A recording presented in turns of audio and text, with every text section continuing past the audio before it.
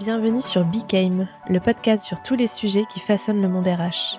Formation, recrutement, marque employeur, apprentissage. Si ces sujets vous intéressent, vous êtes au bon endroit. Le grand défi de la formation demain, la communauté et le collectif, avec Johanna Hertz. Selon toi, quel va être le prochain gros défi des entreprises, qu'on soit dans de la formation, dans du recrutement quelle perception, toi, tu as de l'évolution, de la transformation des entreprises? Et pour toi, quels sont les sujets qui vont être importants les prochaines années? Pour moi, il y a la notion de communauté qu'on a un petit peu abordée est importante.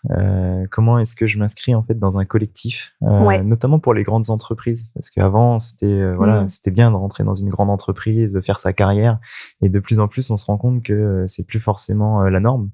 Donc je pense que c'est quelque chose à réinterroger au niveau des entreprises, comment est-ce que je crée un collectif.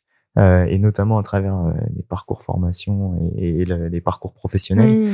Il y a une réflexion j'ai trouvé hyper intéressante également de plusieurs collaborateurs sur avec la pandémie de Covid, les formations du coup se sont stoppées.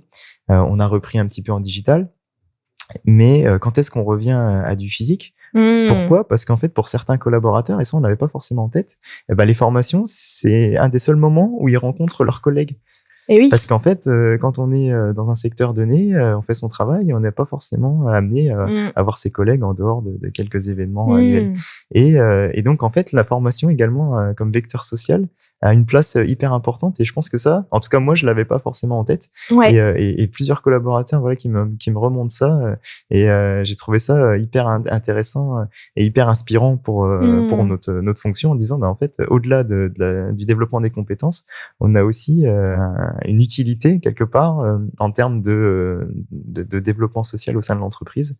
Donc je trouve que c'est intéressant, et je pense que c'est un des défis majeurs, notamment avec le développement du télétravail, etc. et tout ce qu'on a parlé pendant le podcast.